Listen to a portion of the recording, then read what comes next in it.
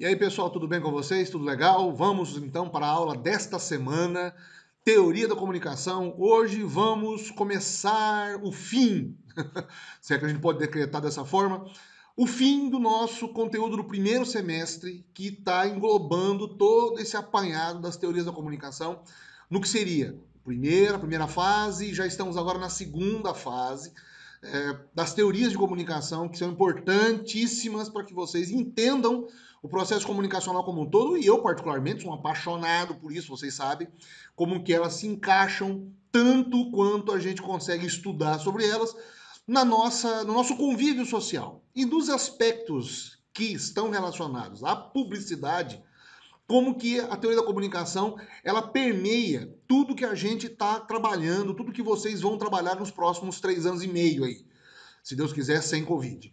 Mas vamos então trabalhar hoje com efeitos de longo prazo. Efeitos de longo prazo merecem algum tipo de consideração. Deixa eu até avançar aqui já um pouco a tela, para vocês terem uma noção, porque eu não posso considerar a teoria de efeito de longo prazo como sendo uma única teoria.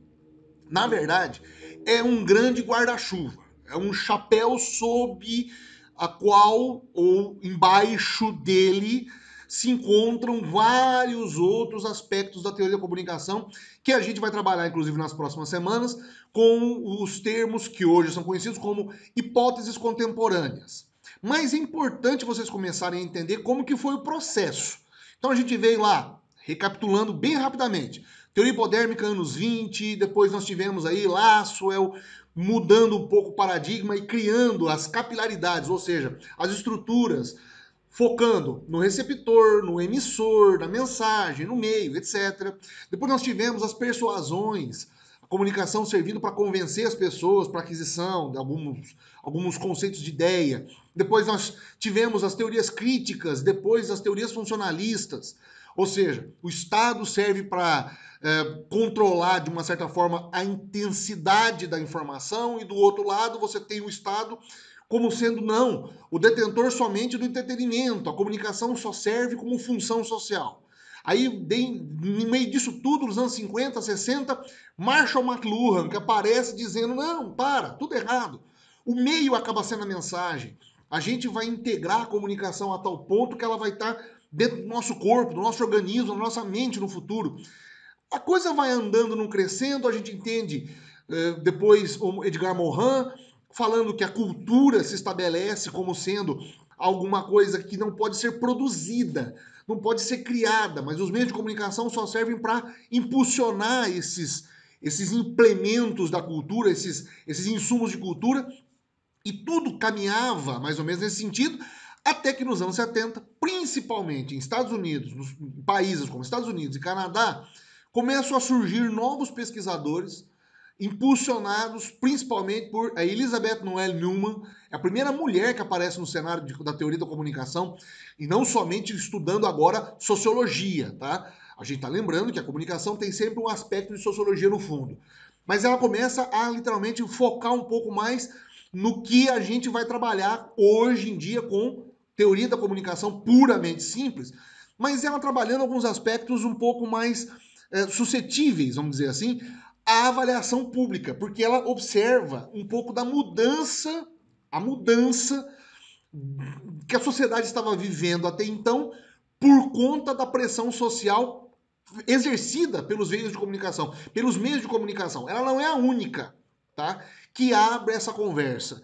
Depois existem outros dois pesquisadores, o Macombs e o Shaw, que vão falar sobre isso também, mas num outro aspecto, que a gente vai trabalhar, inclusive, especificamente, detidamente sobre eles, e sobre a agenda setting, que é um braço da teoria de efeitos de longo prazo, e depois Sandra Borroquesh e o Melvin Defleur, que vão trabalhar também com outros aspectos, mas cada um pontuando um campo novo de conhecimento que foi estabelecido pelas teorias de longo prazo. E o que, afinal de contas, definia essa corrente, vamos dizer assim, esse grupo de pesquisadores ou de várias pessoas que começaram a analisar a comunicação observando o cenário, observando o estado da arte até então. Quais eram as principais bases que eles lançavam?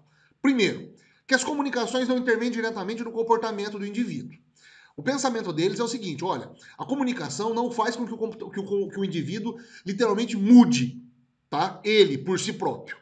Ele recebe a comunicação hoje em dia, mas ao contrário da teoria hipodérmica, que colocava uma ideia na cabeça dessa pessoa, hoje as comunicações servem para criar uma espécie de possibilidade de pensamento. Tá? Então, ela não é diretamente ligada a uma ordem ao indivíduo. Ela vai fazer com que esse indivíduo pense. Segura a ideia. 2. Tendem, ao contrário, a influenciar o modo como o destinatário organiza a sua imagem do ambiente. Ou seja, a comunicação serve para dar um paradigma para aquela pessoa seguir, mas ele abre a possibilidade da pessoa ter uma visão de mundo. Ele observa todas as informações chegando até ele. A comunicação, então, de uma certa forma, faz com que ele tenha uma janela para a realidade. Segura também essa ideia. E ele vai começar a gerar por si próprio algumas das conclusões que ele vai chegar. E terceiro, cria significações para serem consumidas pelo público. E aí é o pulo do gato. É aonde que a comunicação, ou todos os esquemas de comunicação, dão o caminho para este indivíduo seguir. Não induzem diretamente, não manipulam, não persuadem totalmente esse indivíduo. Mas colocam ele dentro de um cenário em que ele não se vê com outra alternativa do que seguir o fluxo da manada. Olha que coisa interessante. Quando a gente vai voltar lá atrás e vai estudar modelo de Lasswell, a gente tem, no primeiro momento, eu vou observar o receptor. Depois eu vou analisar a mensagem. Vou analisar os meios, quem diz o quê, para quem, com o que é feito. E aí, em determinado momento, vai chegar um estudo que vai ver a recepção das pessoas. Ou seja, nós estamos lidando aqui agora num cenário em que o grande foco final do objetivo, do efeito de longo prazo, é trabalhar duas pontas, o receptor e o efeito. Ou seja, para quem diz o quê, para quem, com que causa e efeito. Ou seja, ela vai encontrar um paralelo, uma resposta lá nos estudos do Lasswell. Viu como tudo está amarrado? E mais, ele vai abrir a possibilidade para este consumidor de informação se fazer valer de algumas ideias que são incutidas na cabeça dele, que já estão alguns princípios. E aí vem, de novo, o reflexo do Edgar Morin. A cultura que já está inata da sociedade, ela não consegue ser gerada novamente. A comunicação não consegue gerar uma nova teoria da comunicação, uma nova forma cultural. Mas eu consigo rebuscar essa informação, consigo trabalhar essa informação e vender um novo produto, não é? Como é que eu convenço essa pessoa a comprar esse novo produto? É por isso que a gente está analisando o que eles vão chamar de efeitos de longo prazo. Não é um ato mais imediatista. As comunicações hoje, e a publicidade principalmente, vão trabalhar nesse sentido, vão criar hábitos ao longo do tempo, porque vão mudar a realidade das pessoas. A informação chega nesse consumidor e gera nesse consumidor algum tipo de mudança no pensamento. Esse pensamento que muda faz com que ele compre mais ou menos. É bem interessante, e aí ela tem essas diferenças em relação aos outros paradigmas. A Communication Research, que é a primeira fase, ou seja, as pesquisas em comunicação, e a teoria crítica, principalmente. Porque ela está mais alinhada na questão do funcionalismo, tá? Ou seja, não é mais totalmente criticar a comunicação pelo fato dela ser massiva e dela tentar ser dominadora sempre, não é esse o objetivo, mas também não é dizer que ela só tem a função de entreter. O que, principalmente, a Elizabeth Noel Neumann falava era que essa comunicação, ela é do indivíduo, mas de acordo com o que ele está vivendo, do ambiente em que ele está vivendo. Ele muda de opinião, ele pode mudar de opinião, sem ter nenhum tipo de participação de outra pessoa. Ele não precisa ouvir outra pessoa para mudar de opinião. Ele muda de opinião. Só que ele muda de opinião porque há um incentivo, há uma provocação. E normalmente essa provocação vem de onde? Dos meios de comunicação, principalmente da publicidade. Então veja, as três principais diferenças que a gente pode elencar são várias. Estou fazendo uma versão mais resumida para vocês. Primeiro, muda o foco. Eu não tenho mais o caso singular, eu não tenho mais um caso específico, eu tenho uma condição global. Então eu não estou trabalhando mais com conceito para o indivíduo. Eu estou trabalhando com o conceito de novo de massa. Eu volto e tento soltar a maior quantidade de informação para as pessoas de acordo com a massa que eu tenho. 2. Há uma mudança do método. As premissas eram baseadas nas entrevistas. A gente criava produtos de comunicação, e a publicidade era muito focada nisso, focada no desejo do indivíduo. Agora não. Eu crio uma espécie de uma dinâmica mais integrada, ou seja, eu coloco outros elementos junto com esse indivíduo e analiso ele num cenário total. Eu não vejo mais eu não crio mais um caderno, por exemplo, com a capa de um caderno com um super-herói. Eu crio com um grupo de super-heróis que passam todos eles, cada um à sua forma, um conjunto de informação e eu vou me adequar de acordo com o que eu quero com aquele super-herói que está na capa. Então não é mais o grande super-homem que vai ser o ícone, vão ser os Vingadores. Eu vou ter um conjunto de conceitos que vão me fazer valer não somente um único conceito, mas são vários conceitos juntos. E eu vou me encaixar dentro de uma equipe, espírito de equipe, ok? E muda o foco. Não há mais o foco total nas atitudes, e sim na representação. Isso é meio complexo, mas vamos lá. Eu não vou analisar mais como fenômeno de comunicação o indivíduo. Eu vou analisar como fenômeno de comunicação, eu vou provocar nesse indivíduo a reação dele com outro indivíduo. Então eu estou lançando as bases para que, a hora que eu atinjo uma única pessoa, ela dissemine para a maior parte das pessoas ao redor aquela informação que eu quero. Isso é uma complexa cadeia de produções que a gente vai ver daqui a pouquinho. Calma lá. Ou seja, o foco de estudo dos problemas de efeito muda. Eu não estou mais lidando com a mensagem, eu não estou mais lidando com o emissor. Eu estou lidando com o receptor e com a reação dentro desse receptor. E como que essa informação ela demora para ser cognitivo, o efeito cognitivo está aqui, né? Como que ela demora para ser criada na cabeça da pessoa? Como que ela vai causar um efeito permanente nessa pessoa? Né? Um exemplo bobo, né? Coca-Cola não surgiu do nada. Coca-Cola existia, pelo menos nos anos 70, há pelo menos 80 anos. E ela já era um sucesso de vendas. Mas ela não explodiu do dia para a noite. Houve um processo para fazer com que ela se tornasse a bebida mais consumida do planeta Terra. E esse processo, principalmente em grande parte movido pela propaganda, não é um processo simples, é um processo demorado, é um processo longo e é um processo a longo prazo. Mas muda-se um conceito. Eu não estou tomando somente xarope de cola com muito açúcar. Eu estou tomando o conceito de uma marca. Eu quero viver o estilo daquele refrigerante. Tá ficando claro? Vamos aprofundar. Aqui eu até coloquei essa que fica mais fácil vocês entenderem quando a gente fala sobre mudança da realidade. A construção social é criada por uma realidade gerada pela mídia. Ou seja, sob esse ponto de vista, os meios de massa desempenham um papel na construção da realidade. E aí o Thanos brincando com a manopla do infinito, mudando a joia da realidade, né? Cria uma realidade de segunda mão a ser incorporada pelo público consumidor. A nova realidade é admitida sem discussão nenhuma. Na medida em que ajuda a estruturar a imagem da realidade social a longo prazo e a formar opiniões e crenças novas. A comunicação é tão forte para a vida das pessoas hoje em dia que ela cria pequenos universos. E ela cria universos com uma existência.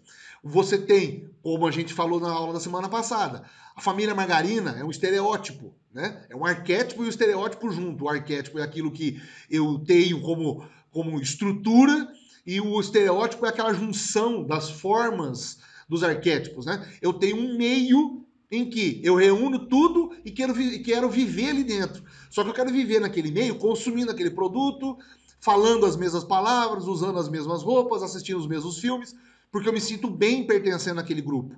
Só que eu não preciso necessariamente de fazer com que aquilo seja uma coisa provocada. Surge em mim, mas surge em mim de tanto que eu sou massificado com aquilo. De tanto que aquilo vem e oferece aquele produto para mim. Oferece aquele produto para mim, oferece, criando inclusive uma mudança no paradigma comportamental, cognitivamente. Eu mudo o meu pensamento.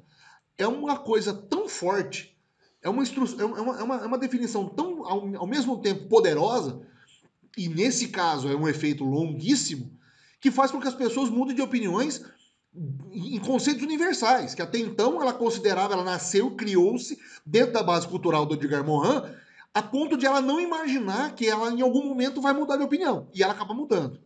Olha só, vou dar um exemplo aqui, e um exemplo que inclusive a própria teoria prega. Por exemplo, o que as pessoas hoje sabem efetivamente sobre política? Muito pouco. No fim das contas, quando você analisa especificamente, nós somos tão massificados o tempo todo sobre política, política, política, os jornais falam tanto de política, política, política, e se você fizer uma pergunta lá fora, uma pesquisa para as pessoas e perguntar para elas quem é hoje o presidente da Câmara dos Deputados do Brasil, as pessoas não vão saber. Mas acontece que esse personagem está o tempo todo sendo falado na televisão. Se você perguntar hoje quem acaba sendo o governador do estado de São Paulo, talvez agora, por conta da pandemia, as pessoas vão entender que é o governador João Dória. Mas se você perguntar, por exemplo, quem é o vice-governador, ou o presidente da Assembleia, ou qualquer outra função, o que faz efetivamente um vereador, por exemplo, as pessoas não vão saber te informar com tanta rapidez. Ou não vão conseguir entender qual é o processo. Não vão saber até que ponto elas têm uma métrica e definir o que pode ser bom para elas na política ou não. E com base nisso, eu continuo gerando mais problema, porque às vezes interessa algum tipo de grupo que as pessoas continuem sem saber o que é política e como que os meios políticos funcionam. Ou seja, muito do que se conhece sobre a vida política é aprendido em segunda ou terceira mão através dos meios de massa. Eles estruturam um contexto político muito real, mas que nós podemos conhecer apenas de longe. Nós sabemos que é importante discutir política, mas a gente não conhece efetivamente qual é o sistema político efetivamente em vigor no Brasil. Então veja, eu mascaro um tipo de processo e jogo o tempo todo nas pessoas. As pessoas assistem e consomem aquilo. Mas em algum momento elas ficam se perguntando, tá, mas eu vou me conformar com isso porque eu não tenho mais informação sobre essa fonte de informação. Então chega um momento em que muda o paradigma, a pessoa cansa. Ela não vai mais protestar contra a política, porque ela acha que tudo é tão sujo, que tudo é tão ruim. Para que eu vou continuar brigando? Eu vou continuar vivendo minha vida aqui porque isso é muito complicado. Eu não entendo de política. Vejo, mas não entendo. Outra coisa, olha só, para mais ou menos encerrar as características deste grupo de teorias. Reforçando, efeitos de longo prazo não é uma única teoria, é um conjunto de teorias, tá, que acabou reunindo, a partir dos anos 70, várias correntes, mas ela é o alicerce de outras frentes teóricas que nós vamos falar até o final do mês, até o final de junho, na verdade.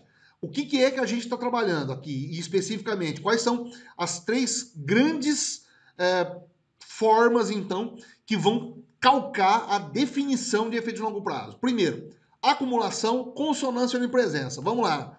Acumulação, a capacidade dos meios de comunicação de criar e manter a relevância de um tema a partir de formas como ocorrem as coberturas. Há uma repetição diária de um tema, há uma bateção diária no martelo, fala o tempo todo daquilo, o tempo todo daquilo, o tempo todo daquilo, até que chega um ponto em que eu, consumidor de informação, falo assim, eu acho que isso aqui é importante eu prestar atenção. Tenho todas as informações? Não, é impossível. Mas eu quero fazer parte desse processo. Deixa eu assistir isso aí e consumir esse produto. O que está acontecendo hoje com a cobertura do coronavírus? Vocês perceberam que nós estamos há quase 2 meses e meio só falando disso nos meios de comunicação? E isso acaba entrando literalmente na cabeça das pessoas e causando uma mudança de comportamento nelas. Se no primeiro momento as pessoas acreditavam que era uma doença, ou em alguns aspectos, né, era uma doença que às vezes não ia chegar até nós, porque estava lá na China, né, e se acaso chegasse ia ser meio que comparativo com gripe, com dengue, hoje ela tomou uma proporção tão grande que ela vai entrar para a história como sendo a pior doença de todos os tempos. Muito mais do que outras pandemias que nós tivemos. E os meios de comunicação massificando isso, massificando isso. Você vê a propaganda sendo modificada, você vê os programas de televisão sendo modificados. Não vemos isso nas novelas porque elas não estão acontecendo, mas elas entram, essa pauta entra na cabeça das pessoas de tal forma, e que domina de tal forma o noticiário como um todo, que a gente se vê sem alternativa de assunto. Ou qualquer coisa que fuja daquilo, a gente volta sempre a fazer uma correlação com a Covid. Há então uma acumulação de informação. E essa informação acumulada me faz não saber bem direito para onde é que eu olho, né? 2. A consonância, a unificação dos discursos. Semelhança nos processos de produção da informação tendem a ser mais destacados. Conduz a mensagens substancialmente semelhantes geradas pela quase totalidade dos mídias. E aí é uma comparação que nós que vamos estudar publicidade, vocês que vão ser publicitários, vão analisar com muita propriedade.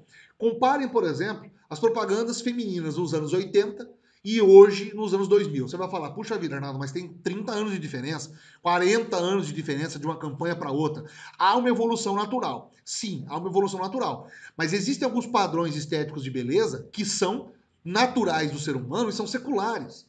Se você faz uma análise dos conceitos de beleza e a mudança dos paradigmas dos conceitos de beleza, eles mudaram quase há 1000 anos, 500 anos para serem modificados.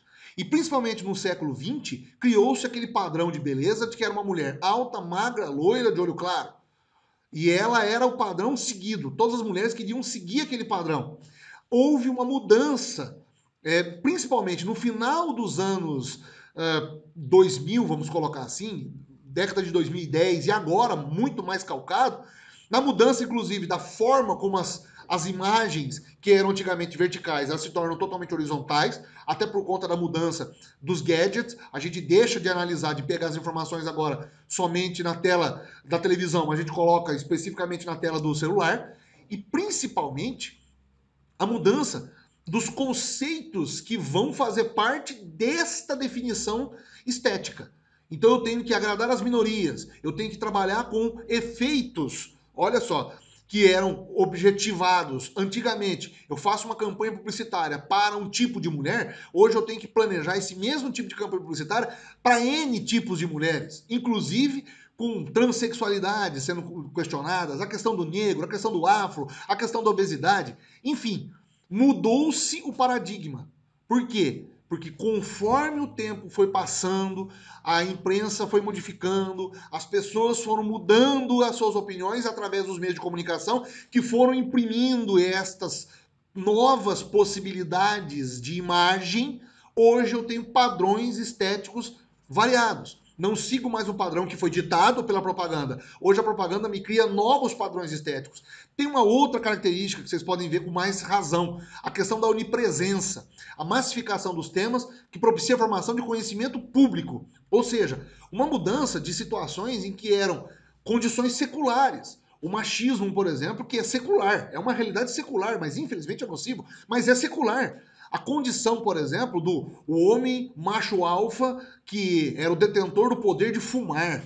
As campanhas, por exemplo, de cigarro, principalmente cigarro e cerveja, ao final dos anos 90. A mudança, inclusive, da sexualidade. Associavam-se a dois produtos, principalmente a bebida e o cigarro, que eram produtos altamente focados num público masculino.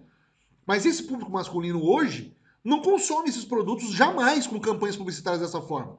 Então eu tenho uma mudança não somente da questão estética, eu tenho uma mudança agora da questão de opinião, inclusive, enraizadas dentro de conceitos culturais que têm que ser modificados e são implantados de uma forma que, olha, ou nós mudamos hoje, tiramos a questão, por exemplo, estética feminina da bebida, né, e colocamos de uma forma mais plural, ou não vai haver consumo.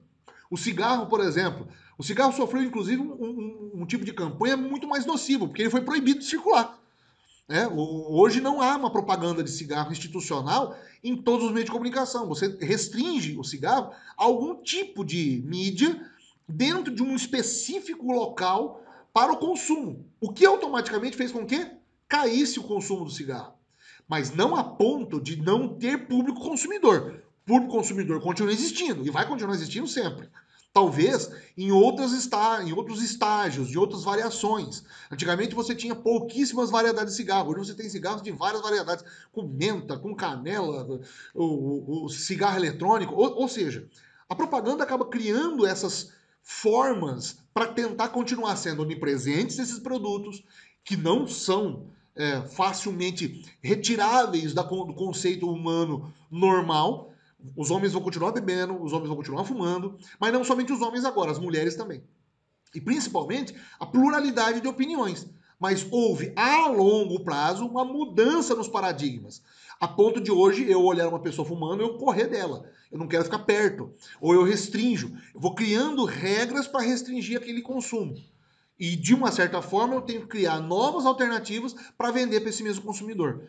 Por fim, e encerrando, que está bem extenso hoje, apresentando para vocês o Mauro Wolff, e a frase, mais ou menos, que vai permear todos os estudos daqui para diante. Que eu tenho falado que, na verdade, agora, desde o começo do vídeo, efeitos de longo prazo é um grupo de teorias, e não somente uma teoria só. mas ele abriu as bases para outras teorias, que primeiro, o resultado final é que muitas vezes a opinião pública se regula pela opinião reproduzida pelos meios de comunicação. Os meios de comunicação criam uma opinião e começam a bater naquilo, bater naquilo, bater naquilo, até que aquilo se torna uma grande verdade universal.